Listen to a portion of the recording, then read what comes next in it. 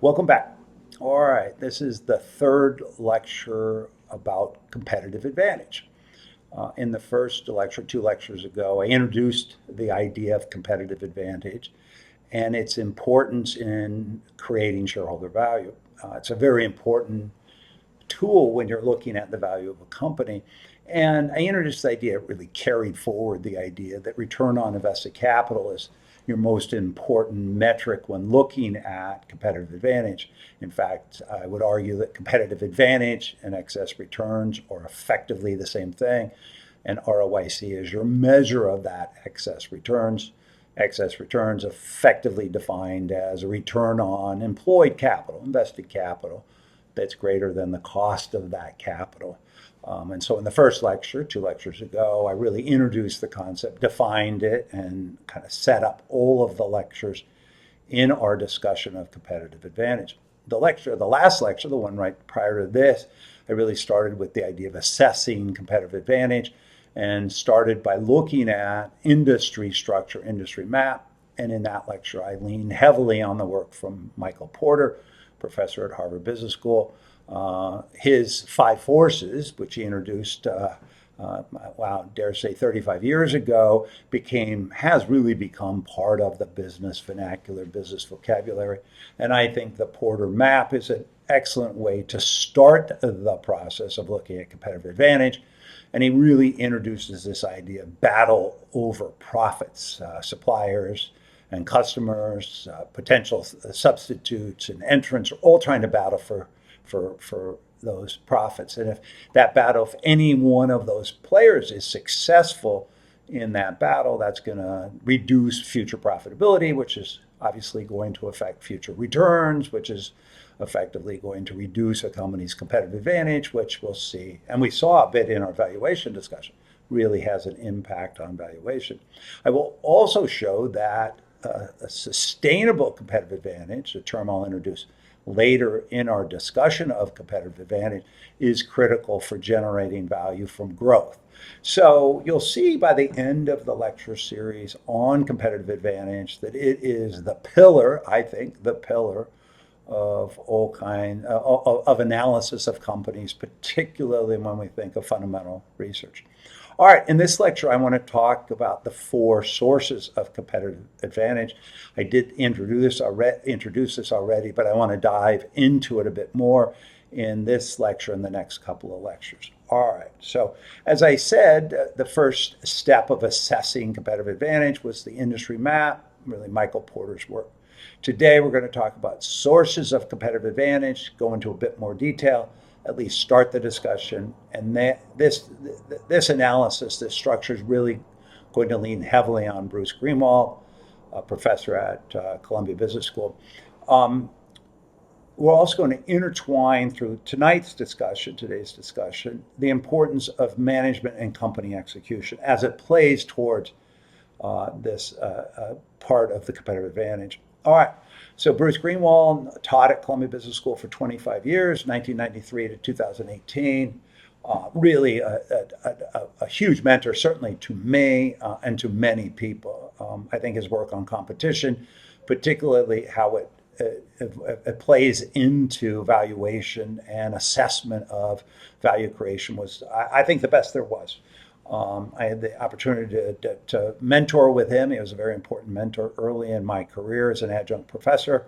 And I also got the opportunity to work with both Bruce and Judd Kahn on this book, which got published in 2005. Bruce taught a course called ESB, the Economics of Strategic Behavior. It was really a management course, teaching how managers can get an advantage and how to think about their position in the industry. We have obviously tried to take, or I have anyway, tried to take some of those lessons from Bruce and apply them to valuation and an assessment of a company's competitive advantage, and then ultimately a company's ability to grow and create shareholder value. I think it's one of the best books on strategy. I highly recommend it. I had a former student contact me recently that after they graduated, went back and reread it, and they thought it was absolutely brilliant. So I know I can recommend it without hesitation. All right.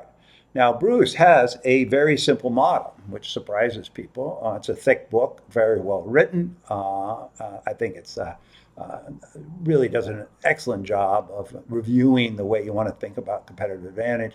And it applies very well to security analysis and value investing, fundamental investing. But he has a model that's shockingly simple. And there are really four sources of competitive advantage. Customer captivity, that's that demand side advantage we talked about in the last lecture. We'll go into more detail with that tonight. That's that customer's willingness to pay a price higher than they would if it was a competitive market. Number two is cost or production advantages. That's that supply side. I'll talk about that more in the next lecture. Third one is economies of scale. I'll show you that there are three types of economies of scale. We'll do that in a lecture after we do supply side, and then government related, patents, regulations, subsidies, and tariffs. Now, I'm not going to really address the government one. It's a different discipline. It's unique. It doesn't really. It's not universal in many respects. So I'm going to skip that piece. Now, I just want to come back and say this because I do get pushback in class that this model seems too simple. You've got customer side, you got production side, demand side, production side, and economies of scale, and that's sort of it. In fact, later in my lectures, I'm going to show you that you may not even need all three.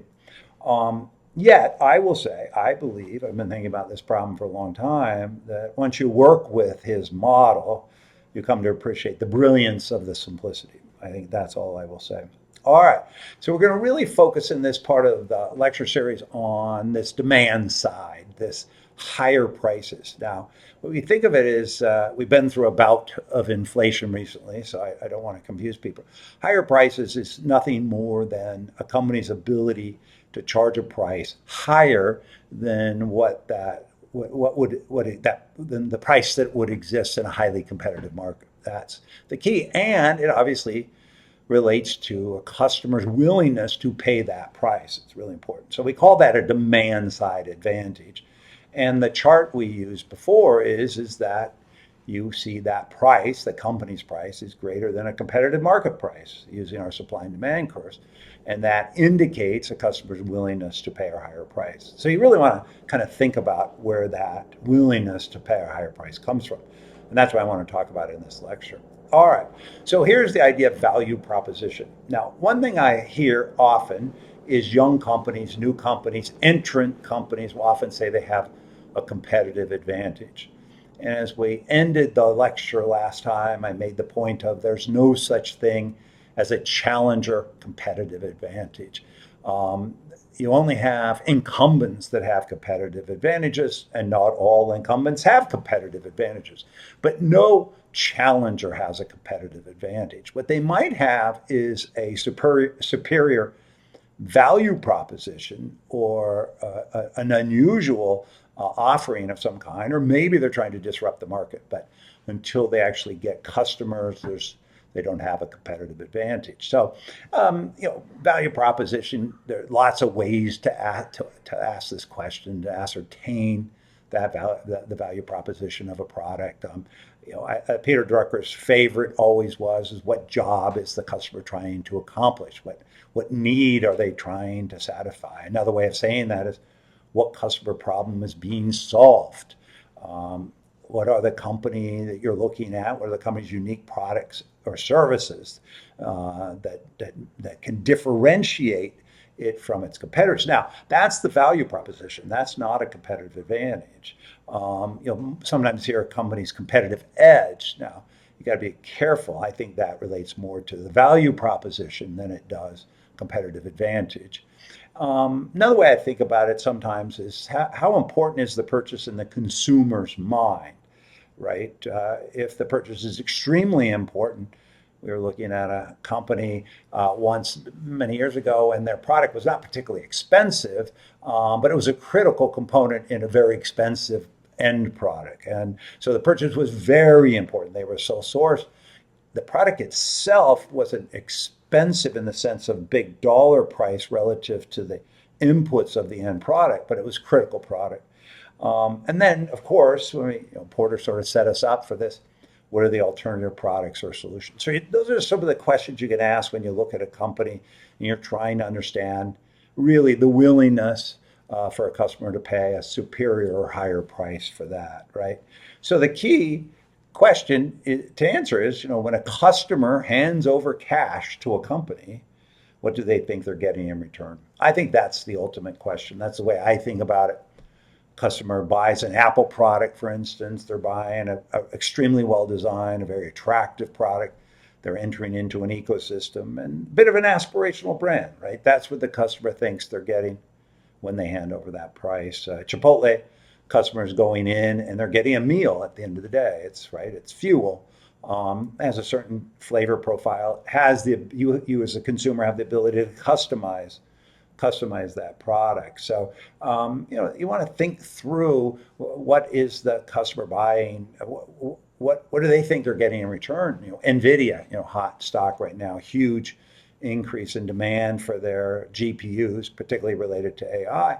The customer's trying to buy is a very advanced mathematical engine. That's the problem they're trying to solve. So I like this idea. When the customer hands over cash to a company, what do they think they're getting in return? And the answer, of course, influences a customer's willingness to pay. And I think that's why kind of a good way to think about that. All right. Now, customer captivity, which is that demand side advantage, that's that externally facing advantage. There's only three sources of customer captivity. Customer captivity is the customer is sort of, I don't want to say trapped, but the customer is committed. The customer is not looking around. The customer is not being influenced by competitive offering. All right, the three are buying habits, search cost, and then switching costs. So buying habits, the idea of a high frequency product. Search cost, the issue is hard to find a competitive product. They don't line up well. And the switching costs is there's actually a cost to switching. I'm going to go into each of these in detail.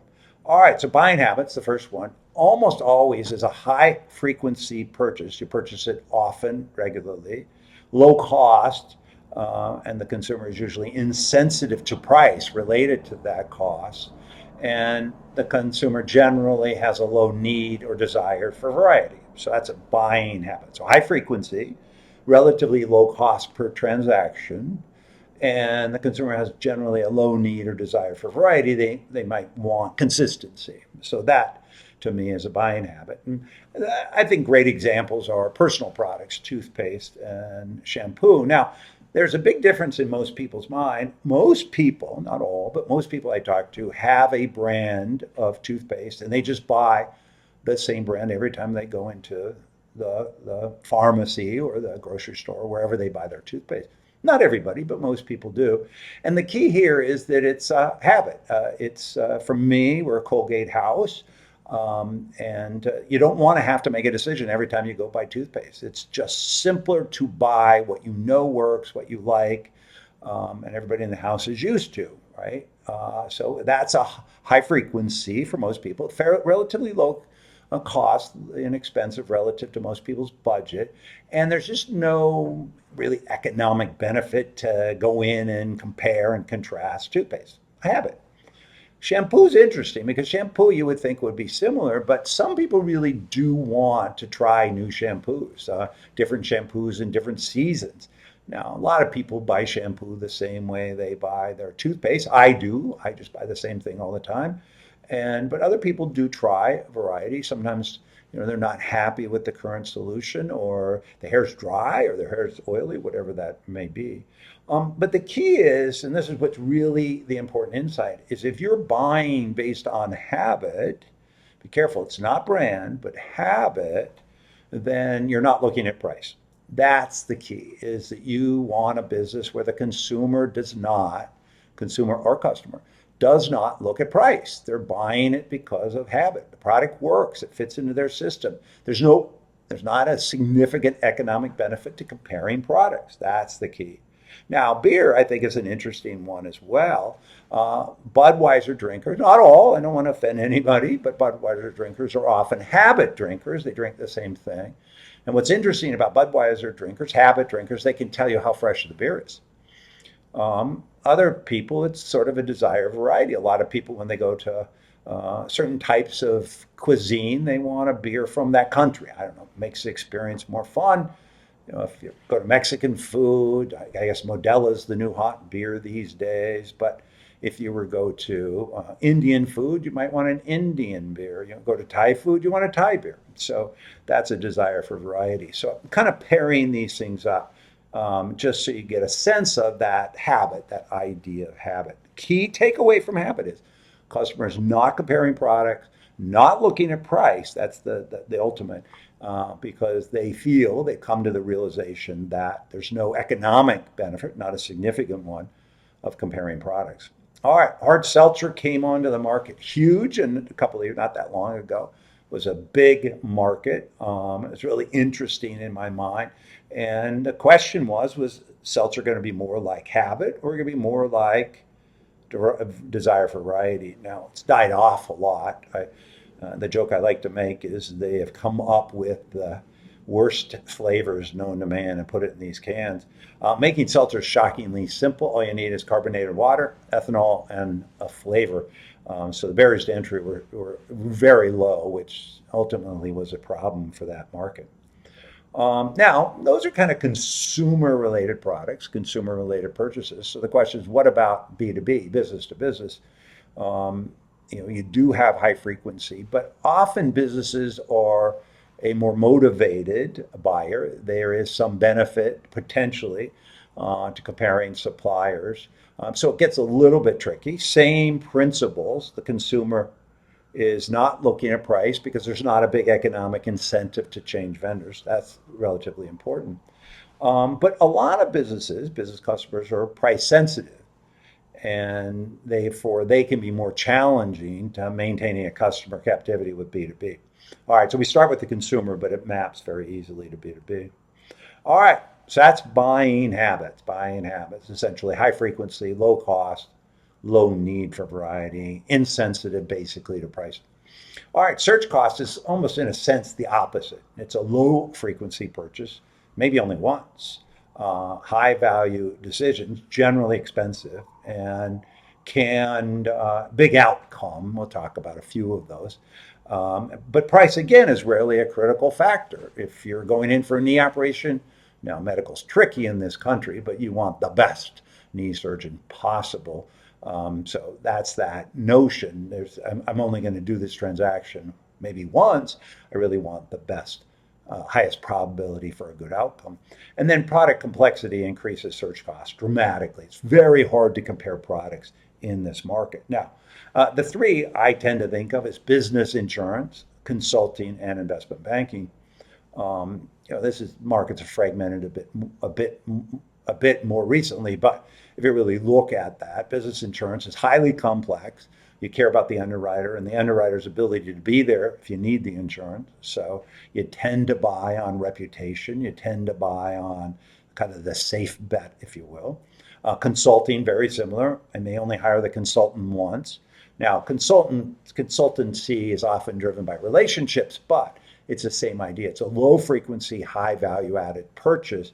And you tend not to negotiate. If you pick McKinsey, you're not negotiating much, at least on the first engagement, maybe more over time. And then Goldman Sachs, investment banking. If I'm going to do an IPO and LBO or a private equity transaction or a mergers and acquisition, I want the best possible advice I can get. And for a long time, a lot of people thought that was Goldman Sachs. Now, there are other investment banks that have come along and now are very much considered in that top tier. I don't mean to single Goldman Sachs out, but it's rarely are any of these transactions negotiated on price. I mean, there's a little bit, but you're not shopping around on price. So although search costs are a bit different than habit, they have a lot of similarities in that the customers are not really negotiating price. I think that's really important. All right, the third one is switching costs. The first one, buying habits, high frequency, low cost per transaction generally. Search costs are very infrequent purchases, but much higher cost. And in both cases, do the customers rarely negotiate on price. I'm not saying there's certainly very little negotiating on price. Buying habits, any kind of habit for me, although you may try to look for a lower cost solution. Search costs, there's almost no real direct price competition. Now let's go to the third one, switching costs. Switching costs are really defined by a direct cost to switch. It can include time and energy. But it's the key is there's a real burden to switch. Almost always a cost, a startup cost, a training cost, an installation cost. Look, I think Microsoft Office is the greatest example of all time. I'll give a second example in a minute. It's a pretty good close second, but Google did a run at Office at one point, but they've really kind of given that up in the last few years. I mean, Google Spreadsheets pretty good, good for sharing, not great for graphics. Google Docs is a terrible product, and Google Slides is not worth using. Now, there was a moment they tried to go after Office, and basically, I don't know what they gave up for some reason. I'm sure somebody watching this video knows the full detail. But Microsoft Office has got these just very significant switching costs. I don't know about you, but I love the product. I mean, hate it, I guess, but I love the product. It's my go-to. I use Word, Excel, PowerPoint almost every day. I don't really use the other products much at all, but I've been a user of those for, I don't know, however long they've been there. And if Microsoft started charging me $1,000 a year, I'd probably try to find an alternative. But boy, every year they take the price up, and I don't really have much of a say. So huge switching costs there. Apple iOS, I think most people watching this, at least in the US, are Apple customers, and the switching costs there are incredibly high. I wouldn't really even want to attempt it. So that's the idea of switching costs. And so when Apple comes out with a new product, Apple comes out with a new product, I may or may not upgrade. So they're in a slightly different boat than Microsoft. Whereas Microsoft, if they charged me more for my annual fee for 365, I don't really have a choice. So compare and contrast those two, which I think is important. All right, so habit, high frequency, low cost. Search is low frequency, high price or high value to the decision. Switching cost is just the cost of switching to another platform. All right, those are the big three. Now, I do want to talk a little bit about execution, management execution. I hear from people fairly often that execution is a competitive advantage, and I fundamentally disagree. It is what we call a secondary source, a secondary force. I'll talk about that a bit over the next couple of lectures. You'll see that when I talk about brands, same idea. Execution only enhances a competitive advantage, and bad execution detracts from a natural competitive advantage. Great execution enhances a great competitive advantage, right? So there are a couple, sales, marketing, and access to distribution, when done well, reinforce a competitive advantage. They're not a source of competitive advantage. Although if a company has no competitive advantage, the only thing left that would differentiate them from their competitors would be management execution.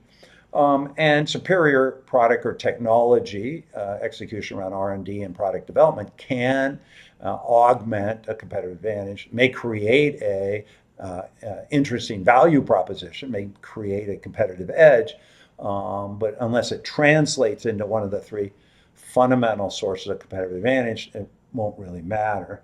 Now, brands, I think, are a fascinating topic. All products these days are differentiated. I hear that a lot. That the key to getting a competitive advantage on the customer side would be to differentiate your product. All products are differentiated, so brand alone is clearly not a source of competitive advantage, almost by definition.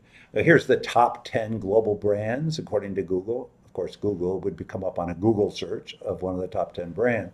But I don't know, these are clearly 10 global brands. I don't know if the top, but we would all recognize these brands throughout the world. And these are the top 10 brands with excess returns, which is 6 of them. 4 of them don't have excess returns. Now, Amazon, I'm thinking of Amazon, the retail side, not necessarily Amazon, the AWS size, but fine. But, Mercedes, Toyota don't really have excess returns, and Samsung does not. So, any way you look at it, obviously brands by themselves are not a source of excess returns.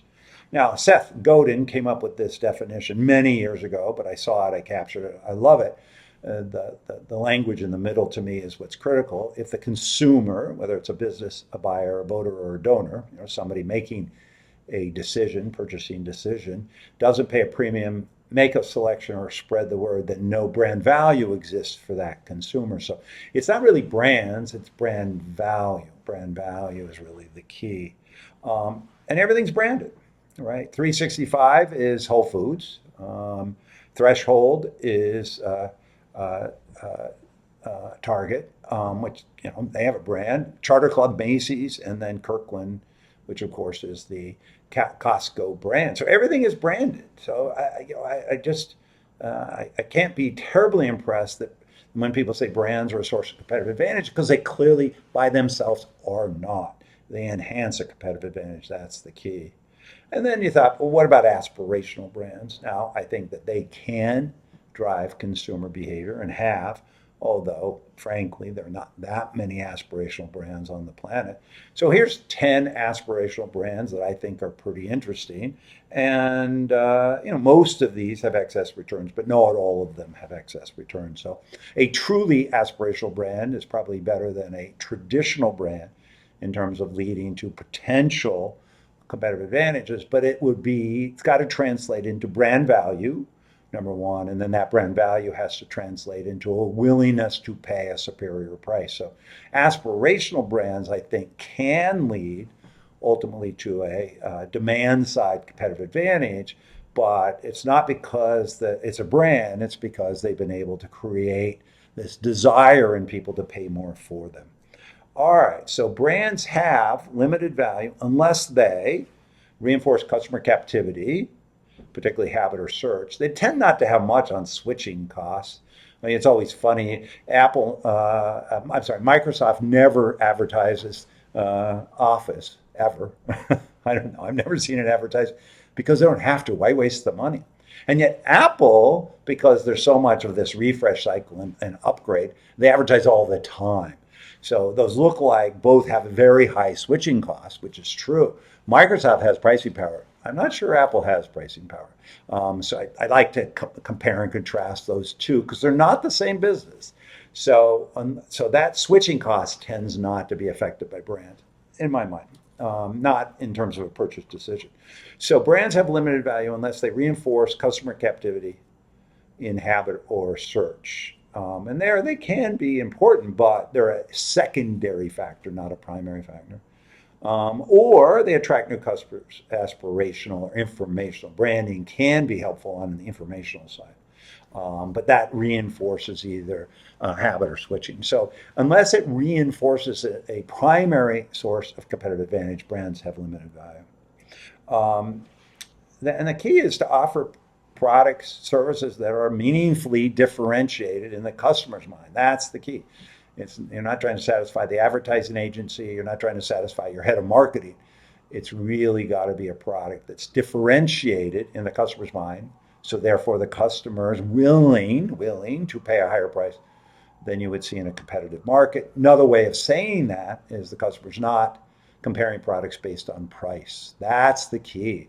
We want the consumer to have price be a secondary or non existent part of their decision making. All right, now customer captivity does have its limitations. Customers age out or die, right? If you're Abercrombie and Fitch, you have to keep recruiting the 12-year-old because the 16, 17-year-old's on to another brand or so. If you have a product that's catered to senior citizens, some of your customers die over time. So you have to keep recruiting the next generation into your product. Customer captivity gets affected by shifts in preferences, generational health or fashion. Buffett always said when he went into Coca-Cola, people will still be drinking Coca-Cola in 50 years. Well, we're 25 years into that, and people are drinking a lot less Coca-Cola, at least in the U.S., concerns over health and related. He may still be drinking Coca-Cola till the end, but not everybody will. So you got to look at that. Technology obsolescence, we've seen that again and again and again and again. Everybody's experienced that. You have customer captivity, but a new disruptive technology comes along, restarts the game and you break that customer captivity. And then, of course, as information becomes more available, internet, social media, captivity tends to erode because customers have a lot more information now on all products and they can compare products much more simply than they could before. It essentially lowered the cost of comparing products. It can make customers a bit more price sensitive or feature driven, feature sensitive. We'll talk about differentiated competition rather than price competition later in the lecture series. All right, that's it. I thank everybody for attending, listening to the video. We'll continue with corporate competitive advantage over the next couple of lectures. All right, thank you.